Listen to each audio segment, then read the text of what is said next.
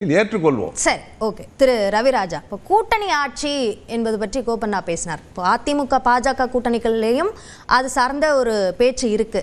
கூட்டணி ஆட்சி, ராமன் ஆட்சி போன்ற கருத்துக்கள் எல்லாம் பாஜக தலைவர்களால் சொல்லப்படுது. இதை திரு எடப்பாடி பழனிசாமி ஏற்கிறாரா, எதிர்க்கிறாரா அல்லது தவிர்க்கிறாரா? அண்ணா திராவிட முன்னேற்ற கழகத்தை பொறுத்தவரை தனித்துதான் ஆட்சி, கூட்டணி ஆட்சி என்கிற பேச்சுக்கே இடமில்லை.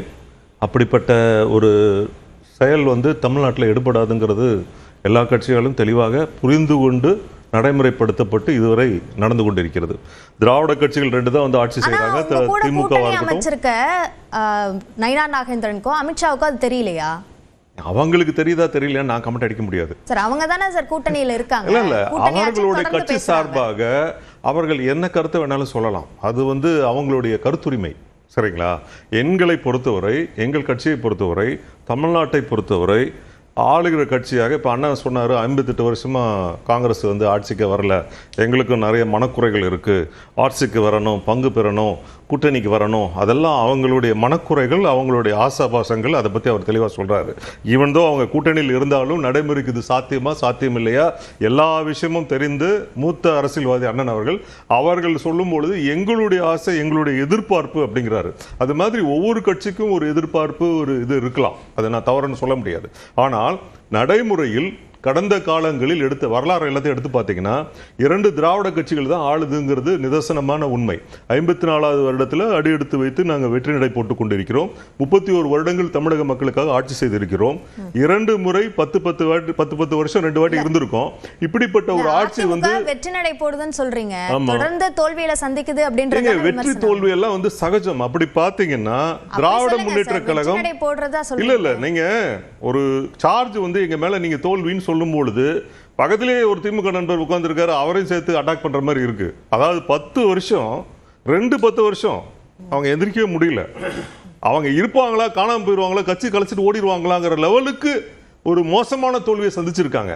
அப்படிப்பட்ட தோல்வியை சந்தித்து இன்று பெருமை மிகு ஆட்சி நடத்துறேங்கிற மாதிரி வெள்ளத்திலே சென்னை நகரம் 3 நாளும் தைரியமா பேசுறாங்க, எதிர்கொள்றாங்க.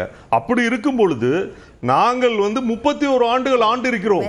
சென்னை வெள்ளத்துல மூழ்கின விஷயம் எந்தெந்த ஆண்டுகள் இப்ப நடைமுறையில நடந்துட்டு இருக்கிறது சொல்லணும் இல்ல, பிராக்டிகலா 2 நாளைக்கு முன்னால மழை பெஞ்சது, முதல் நாள் மழை பெஞ்சது, எல்லாரும் போட்ல போற லெவலுக்கு போயிட்டு இருக்குங்கிறத சொல்றது என்ன தவறு இருக்கு? ஆட்சி அவங்க தானே பண்றாங்க. முந்தைய ஒப்பிட நீங்க சொல்லல. நான் என்ன சொல்றேன், ஆட்சி யார் நடத்துறாங்க? அவங்க தானே நடத்துறாங்க.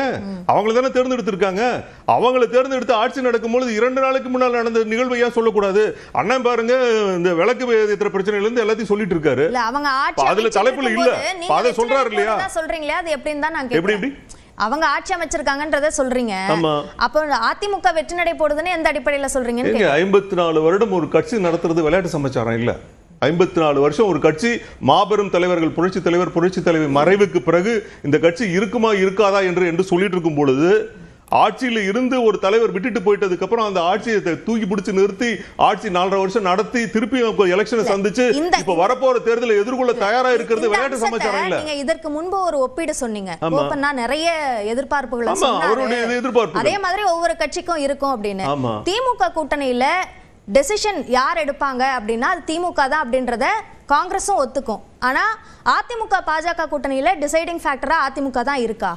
ஏங்க வெளிப்படையாக ஹோம் மினிஸ்டர் ஐடிசி கிராண்ட்ஸோட இவர் எடப்பாடி தலைமையிலானது அந்த தமிழகத்தில் ஆட்சி இது பண்ண போறோம், அவர் தான் சிஎம் கேண்டிடேட் சொல்லிட்டு போறாரு. இதுக்கு மேல வேற என்ன எப்படி மாத்தி திருப்பி அதே தான் சொல்லிட்டு இருக்கணுமா? சொல்லுங்க. எங்க அதிமுக நான் என்ன கேட்கிறேன், மேஜர் ஷேர் ஹோல்டர் இந்த தமிழ்நாடு பொறுத்த வரைக்கும் எடுத்துக்கிட்டீங்கன்னா திமுக, அதிமுக தவிர வேற எந்த கட்சியும் இங்க ஆட்சி அமைச்சா சரித்திரம் இல்லைங்கிறது ப்ரூவன் ரெக்கார்ட்ஸ் இல்லையா? அப்படி இருக்கும் பொழுது திமுக காங்கிரஸோட கூட்டணி எடுத்துக்கிட்டுன்னா காங்கிரஸ் ஆட்சிக்கு வருமா, இல்ல காங்கிரஸ் முதலமைச்சர் வருவாங்களா, திமுக முதலமைச்சர் வருவாங்களா? இந்த கேள்வி யாரும் கேட்க மாட்டேறீங்க.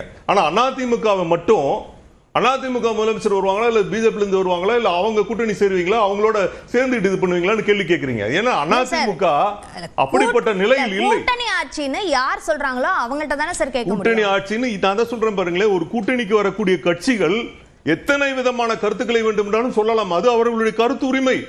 ஏற்பதா மறுப்பதா இல்ல செயல்படுத்த வேண்டுமா வேண்டாமா முடிவு எடுக்கக்கூடிய மேஜர் பார்ட்னர் இஸ் ஐடிஎம்கே. அது முரண் இல்லையா? இப்ப கூட்டணி ஆட்சி வேண்டும்னு காங்கிரஸ் கேட்டா கூட்டணிக்குள்ள புகைச்சல்னு நீங்க சொல்றீங்க. அப்ப பாஜக கேட்டா இப்ப புகைச்சல் இப்ப பாருங்க விஜய் பார்த்ததுக்கு தானே இவ்வளவு தடவை மாறி மாறி கேள்வி கேட்டீங்க. அவரை இவ்வளவு கேள்வி கேட்டீங்கல்ல, என்ன கேள்வி கேட்டீங்க? கூட்டணியில புகைச்சல் இருப்பதனால தானே இன்னொரு தலைவரை நோக்கி அவங்க போறாங்கங்கிறது தானே இப்ப டாக்கு. இப்ப அவர் ஒரே வாட்டி சொல்லிட்டாரு, அவர் தான் வந்து தனிப்பட்ட முறையில் போனாரு வந்தாருன்னு சொல்லிட்டாரு. ஆக மொத்தம் அவர் காங்கிரஸ்ல தானே லைவா இருக்காரு. காங்கிரஸ் விட்டு ஒண்ணு நீக்கல இல்ல. அவங்க தலைமை வந்து அவருக்கு எதிராக தீர்மானம் போட்டு எதுவும் பண்ணலையே. பாஜக கூட்டணியில இருக்கு. அந்த கூட்டணியை அறிவிச்சா அமித்ஷாவை போய் ஓபிஎஸ் சந்திச்சிட்டு வந்திருக்காரு. அந்த சந்திப்பை பத்தியும் பேசணும்ல. நீங்க தனிப்பட்ட முறையில் ஒரு ஹோம் மினிஸ்டர் போய் பார்க்கிறதுக்கு எல்லா சிட்டிசன்ஸுக்கும் ரைட்ஸ் இருக்கு.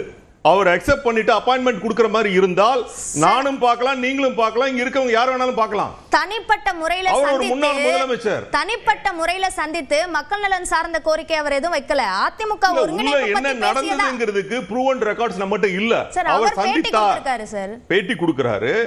அதிமுகவில் இருக்கிற பிரச்சனை பத்தி பேச போனா இல்ல தனிப்பட்ட பிரச்சனை பத்தி பேச போறேன்னு அவர் பேட்டி கொடுக்கிறாரு. ஓகே, அதுக்குள்ள what is the deep inside என்ன இருக்கு, என்ன பேசினாரு அப்படிங்கிற கருத்து வெளியே வந்திருக்கா?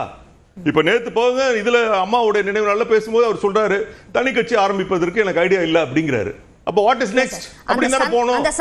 அந்த சந்திப்பு நடந்தது ஓபிஎஸ் அமித்ஷாக்கு இடையில. ஓபிஎஸ் இதான் பேசணும்னு சொல்லியிருக்காரு. அப்ப அது இல்ல அப்படினா அமித்ஷா மறுக்கலாமே. நான் சொல்லலமா, நான் என்ன சொல்றேன், அவர் தனி கட்சி ஆரம்பிக்கலாம்னு அவர் சொல்லிட்டாரு. அப்ப அடுத்த ஆப்ஷன் என்ன இருக்குங்கிறது எல்லாருக்கும் புரியும். என்னவா இருக்கும்? அதிமுகக்குள்ள வர போறாரா? வரலாம். வந்தால் என்ன, அவர் அதிமுக இருந்தவர் தானே. அதிமுகல நான் என்ன சொல்றேன், அதிமுக ஒரு முன்னாள் முதலமைச்சரா இருந்தவர் இல்லைங்களா, ஒருங்கிணைப்பாளராக இருந்தவர். முதல் முறையாக அதிமுகவுடைய பிரதிநிதி ஓபிஎஸ் உள்ள வரலாம். நான் என்ன சொல்றேன், அதிமுக யாரையும் சேர்க்க மாட்டேன்னு நாங்க யாரும் சொல்லல. ஓபிஎஸ் சேர்க்க மாட்டேன்னு சொல்லிருக்கீங்க சார். அதாவது கடந்த காலங்கள்ல சேர்க்க மாட்டேன்னு நீங்க சொல்லிருக்கீங்க பாருங்க, வெரி கிளியரா சொல்லி இருக்கோம். எடப்பாடி பழனிசாமி அவர்களை முதல்வராக ஏற்றுக்கொள்ளுகிறவர்கள் யார் வந்தாலும் அவர்களை ஏற்றுக்கொள்வதில் எந்த அப்ஜெக்ஷன் கிடையாது. அது ஓபிஎஸ் சந்திச்சத நீங்க குறிப்பிடணும்ங்கிறது அது உங்களோட விருப்பம். நாங்க சொல்றது வந்து ஒரே கேண்டிடேட் யாரு நான் கேட்டறேன். 2026 ஜீவா உங்களுக்கு என்ன சந்தேகம் அது சொல்லுங்க. இல்ல ஓபிஎஸ் சந்தித்த குற்றத்திற்காக செங்கோட்டையின் மீது கட்சி நடவடிக்கை எடுத்தாங்க. ஆமாங்க, நீக்கப்பட்டவர் அதுக்கு நடவடிக்கை எடுக்கிறது என்ன தப்பு இருக்கு? கரெக்ட் தானே? அதுல என்ன தப்பு இருக்கு? நான் என்ன சொல்றேன், ஒரு பாயிண்ட், அம்மாவுடைய மாளிகையில ரவுடிகளை வச்சு கலாட்டா பண்ணவர கட்சியில சேர்க்க மாட்டோம்னு சொன்னவங்க இன்னைக்கு அந்த கலாட்டா பண்ண அம்மா மாளிகை அம்மா மீது இருக்கக்கூடிய அன்பு எங்க போச்சு? இவ்வளவு ஆக்ரோஷமா இவர் பேசிட்டு இருக்காருல்ல. கடந்த காலங்களில் திமுகவிற்கும் காங்கிரசுக்கும் நடந்த விஷயங்களை விலாவாரியாக பேசினால் அண்ணன் கோபண்ணாவும் மறுக்க முடியாது, தம்பியும் மறுக்க முடியாது, ரெண்டு பேரும் மறுக்க முடியாது. விமர்சனங்களை வைத்துவிட்டு ராஜீவ் காந்தியை கொலை செய்த கொலைகாரர்களை தியாகின்னு சொல்லிட்டு அவங்க கூப்பிட்டு அவார்டு ரிவார்டு கொடுத்துட்டு இருக்காங்க. அதே கட்சி வந்து கூட்டணியில் இருக்கு. ராஜீவ் காந்தி வரவேற்றது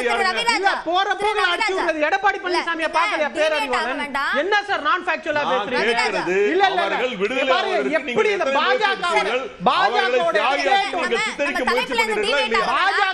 முதல் சுற்று கருத்தா எடுத்துக்கிறேன்.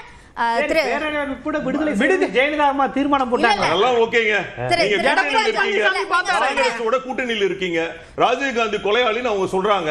நீங்க வந்து அந்த கன்சிடரேஷன்ல அவங்களை கரெக்டா ஹேண்டில் பண்ணீங்களா? என்ன மாதிரி ஹேண்டில் பண்றீங்க? அவர் வந்து ஒரு கூட்டணி கட்சியுடைய தலைவரை கொலையாளின்னு சொல்றாங்க, அவங்களை நீங்க தியாகி மாதிரி சித்தரிச்சு அவங்களை வரவேற்கிறீங்க, அவங்களுக்கு பாராட்டு பத்திரம் வாசிக்கிறீங்க. அதை எப்படி எடுத்துக்கிறது? சரி, திரு ஹஃபீசுல்லா, இப்போ ராமன் ஆட்சி அமையும் அப்படின்னு சொல்றாங்க பாஜகவில இருந்து. அந்த ஆட்சி தான் அமைய போகுது 2020 அப்படின்னு சொல்றாங்க.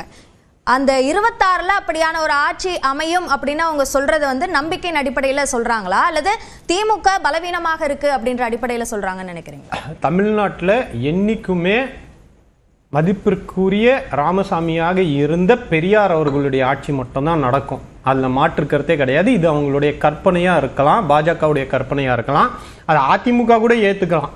ராமர் ஆட்சி அப்படின்னா அவங்க தான் கூட்டணியில் இருக்காங்க. அடிப்படையில் ஒரு 2-3 விஷயத்த நான் பதில் சொல்லிட்டு அப்புறம் போகிறேன். இப்போ 10 வருஷம் நாங்கள் எதிர்கட்சியாக இருந்தோம், நாங்கள் ஜெயிக்கவே இல்லைன்னா அப்படி சொன்னார். ஆனால் 10 வருஷம் ஆனால் அதில் ஒரு 10 வருஷத்தில் 2019